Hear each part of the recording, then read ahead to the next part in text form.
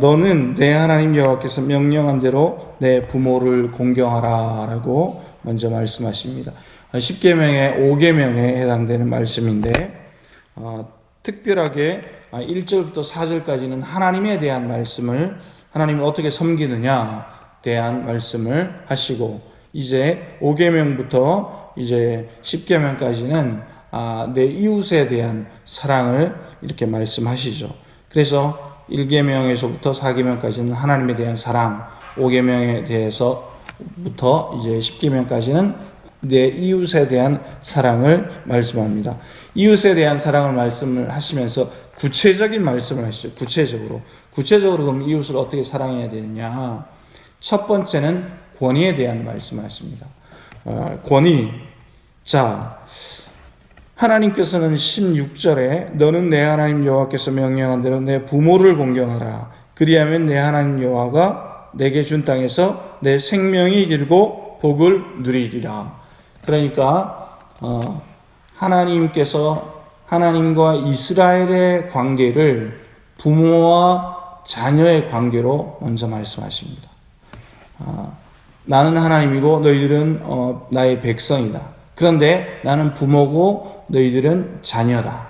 이렇게 먼저 정의를 하십니다. 그래서 권위의 출발점이 어디냐? 권위가 어디로부터 나오느냐? 권위는 하나님으로부터 나오는 것입니다. 그래서 부모 되시는 하나님, 자녀가 되는 이스라엘 백성, 자녀가 되는 모든 하나님의 백성을 말씀하시는 겁니다. 그래서 자녀가 부모를 공경하는 것은 하나님으로부터 나오는 것이고, 하나님을 존중해야 된다는 거죠.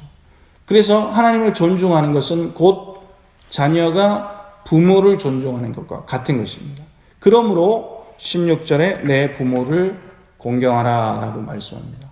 공경의 복이 어떤 것입니까? 공경하면, 부모의 권위를 존중을 하면 그럼 어떻게 됩니까? 생명이 길고 복을 누린다 라고 말씀을 하시는 것입니다. 자, 그래서 생명이 길고 복을 누리기 위해서 하나님으로부터 오는 권위를 존중해야 되는 겁니다. 오늘날 사건 사고를 보면 부모를 공경하지 않고 이렇게 치는 사고들이 많이 있잖아요.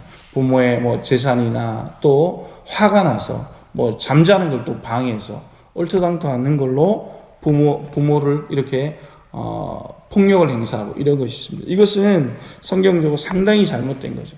부모의 권위를 인정하는 것, 그것은 곧 하나님을 인정하는 것입니다. 그래서 권위에 대한 말씀을 하시고, 두 번째는 사랑에 대한 말씀을 하십니다. 17절부터 21절에 보니까 살인하지 마라, 간음하지 마라, 도둑질하지 마라, 또 내 이웃에 대하여 거짓 증거를 하지 마라, 거짓말하지 말라는 것입니다. 말을 옮길 때에 거짓말하지 말라는 겁니다. 자꾸 덧붙여가지고 그 사람을 모함하지 말라는 것입니다. 교회 안에서나 이웃에서나 또 지역사회 안에서 그렇게 하지 말라는 것입니다. 그리고 21절, 내 이웃의 아내를 탐내지 마라. 내 이웃의 집이나 그의 밭이나 남종이나 여종이나 그의 소나 나귀나 내 이웃의 모든 소유를 탐내지 말지니라. 1계명에서부터 4계명까지는 하나님에 대한 사랑을 말씀하시고, 그 다음에 5계명부터 시작되는 내 이웃에 대한 사랑을 말씀하시면서 구체적으로 이웃을 어떻게 사랑하느냐, 그것은 부모에 대한 사랑도 있고, 그 다음에 살인하지 않는 거죠. 하나님을 사랑하는 것, 그것은 곧 하나님을 사랑할 수 있는 사람이 이웃을 사랑할 수 있는데, 이웃을 사랑하는 게 구체적인 게 어떤 거냐, 그것은 살인하지 않는 겁니다. 하나님이 만들어 놓으신 형상을 해하지 않는 것이죠. 그리고 간음하지 않는 거죠. 자신의 정욕을 채우기 위해서 옆에 있는 사람의 몸을 건드리지 않는 거죠. 도둑질하지 않는 거죠. 이웃에 대해서 또 거짓 증거하지 않는 거죠. 이 거짓 증거, 이 부분은 정말로 많은 부분이 해당이 되는 것입니다. 이웃에 대해서 내가 하고 싶은 말을 아무렇게나 막 해서 그 사람을 해하는 것입니다. 이웃에 대해서 아내를 탐하지 말고 이웃의 집이나 밭이나 남종이나 여종이나 소나 나귀나 이웃의 모든 소유를 탐내는 것도 이웃을 사랑하지 않는 것입니다. 그래서 이웃에 대한 사랑의 계명인 것입니다. 구체적인 살인하고 간음하고 도둑질하고 거짓 증거하고 이웃의 아내를 탐하는 것, 그리고 집이나 밭이나 남종이나 여종이나 소나 나귀나 모든 소유를 탐하는 것은 사랑하지 못하기 때문에 일어나는 일들이거든요. 그래서 하나님께서는 우리에게 명령하시기를 오늘 이 5계명에서부터 10계명까지를 말씀을 하시면서 하나님에 대한 권위, 부모를 존중하는 것, 부모님을 잘 이렇게 섬기는 것, 그것은 뭐냐면 하나님으로부터 나온 권위를 존중하는 것입니다. 이스라엘 백성을 하나님께서는 부모와 자녀와의 관계로 설명을 하셨고, 또 우리가 부모를 섬기는 것은 곧 하나님과 우리 백성과의 관계가 되는 것입니다. 그래서 권위에 대한 것, 여러분 세상에 대통령을 그럼 우리가 어떻게 섬겨야 합니까? 대통령도 사람이기 때문에 여러 가지 정책을 할 때에 실수를 많이 하죠. 국회의원들이 실수를 많이 하죠. 제가 최근에 당선된 우리 지역구 그 국회의원이 있잖아요. 그 뉴스를 보니까 페트법을 이제 국회 상정을 했더라고요. 국회 상정해가지고 5년 단위로 연장을 하는데 이번에는 어떻게 올렸느냐? 이 기한을 없애버리자. 그래서 계속 이 지역을 위해서 그렇게 하자 하고 페트법 올렸더라고요. 그래가지고 잘하는 거다 이런 생각이 들더라고요. 이 지역사회의 경제 발전을 위해서. 여러분, 그런데 그 권위는 그럼 어디서 나오느냐? 우리는 그 권위가 지역 주민들이 투표를 다 해가지고 권위를 부여했다라고 얘기를 하잖아요. 그러나 성경적인 근거로 따지면 그렇지 않습니다. 성경적인 근거는 뭐냐? 하나님으로부터 권위가 주어지는 겁니다. 우리의 사람들의 대표도 하나님께서 권위를 부여하시는 거고, 국회의원도 하나님이 권위를 주시는 거고, 국무위원들, 무슨 행정부 장관, 무슨 장관, 복지부 장관 다 하나님이 부여하시는 겁니다. 대통령도 하나님이 그 권위를 부여하시는 겁니다. 그래서 성경은 너희들의 그 권위자들을 존중해라. 그 권위를 인정해라. 라고 말씀합니다.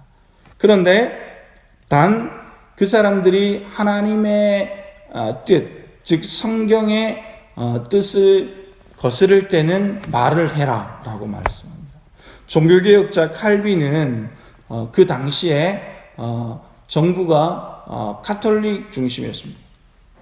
그래서 성경에 위배되는 믿음으로 말미암아 구원을 받는다라는 것을 따라 행하지 않았습니다. 교회, 그 당시에 교회는 가톨릭 교회였는데 교회가 온 세상을 사회, 문화, 종교 다 모든 영역을 이렇게 지배하고 있었죠. 그때의 성경대로가 아니라 교회의 법을 성경의 말씀보다 더 위에 뒀습니다. 그럴 때 칼빈은 얘기를 했죠. 종교개혁을 했죠. 믿음으로 말미암아 구원을 받습니다. 우리가 그래서 사회적으로 성경적이지 않은 이야기를 할 때는 말을 해야 합니다. 가만히 있는 것이 아니라 그건 정당한 것입니다. 하나님의 백성으로서 권위에 대해서 말을 해야 됩니다. 그러나 하나님께서 세워주신 대통령이나 하나님이 세우신 국회의원이나 여러 지역사회 대표를 또 존중하는 것은 성경적인 것입니다.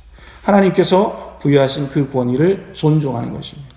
그래서 어떤 분들은 아니 당신은 당신이 세상 사람들이 세웠고 나는 성경적으로 당신을 인정할 수 없다. 이것은 잘못된 것입니다. 하나님께서 모든 세상의 직분자들, 정치가들을 세우셨다는 것입니다. 그들에게 권위를 부여하시고 그러나 그 사람들의 그 정치인들의 대로 하나님 앞에 순종해야 되죠. 하나님의 말씀에 순종해야 되고 내가 어떤 결정을 할 때 살아계신 하나님 앞에서 그것을 신중하게 생각하고 고민하고 정책을 만들어야 하는 것입니다.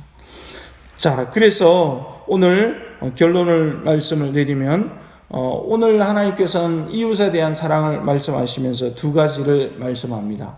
그것은 뭐냐면 부모를 공경하라 라고 말씀하시면서 그 권위의 출발이 어디냐? 그 권위는 하나님으로부터 나온다는 것입니다. 하나님부터.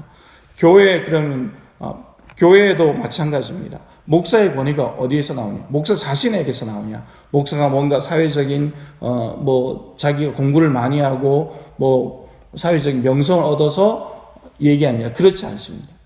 목사의 권위도 하나님으로부터 나오는 겁니다. 이 권위는 책임감도 포함하는 것입니다.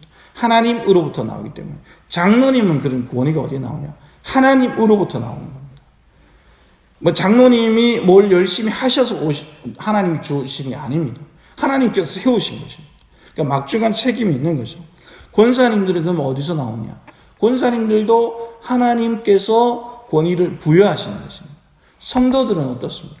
성도들도 하나님께서 거룩한 사람들로 세우시는 겁니다. 그러므로 우리는 하나님께서 우리에게 모든 권위를 주셨기 때문에 하나님의 말씀에 순종하는 겁니다. 거룩한 책임감을 가지고 우리의 직분을 감당해야 하는 겁니다.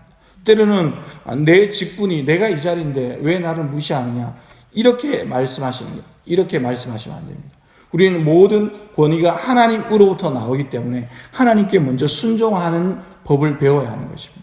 하나님께 순종하고 하나님 제가 늘 겸손하게 하나님의 권위를 행사해야 되는 것입니다. 그러면 여러분 교회 안에 교회가 얼마나 평안해지겠습니까? 이것을 모르기 때문에 자꾸 권위적인 자신의 권위를 내세우는 것입니다. 하나님께서 우리에게 권위를 내가 목사인데 라고 하면서 목사의 권위를 내세우는 것은 성경적으로 잘못된 것입니다. 하나님께서 귀한 거룩한 직분을 맡기셨기 때문에 하나님 앞에서 순종함으로 겸손함으로 이것을 잘 행사해야 되는 것입니다. 그래서 겸손하게 혹시 내가 말씀을 잘못 전하고 있나? 우리가 이웃을 섬길 때 혹시 내가 하나님의 뜻을 잘못 전하고 있나? 그것을 늘 신중하게 행동해야 하는 것입니다. 여러분 오늘 하루 살아갈 때 내가 나에게 주신 것이 하나님께서 나와 자녀 관계로 맺으셨구나. 그래서 하나님께서 나에게 권위를 주셨구나. 하나님께서 하나님의 권위로 먼저 우리에게 말씀하셨고 우리가 또 자녀들을 섬기는 것도 하나님께서 우리에게 권위를 주셔서 맡기신 거죠. 우리에게 소유를 하라고 했지만 이것은 잠시 소유하는 것입니다. 청지기의 역할인 것입니다. 어느 정도의 기간이 지나면 우리가 자녀들을 어느 정도의 20살 혹은 결혼하기 전까지 대학을 졸업하기 전까지 이렇게 돌봐주다가 이제 자녀들이 결혼하고 그러면 떠나보내잖아요.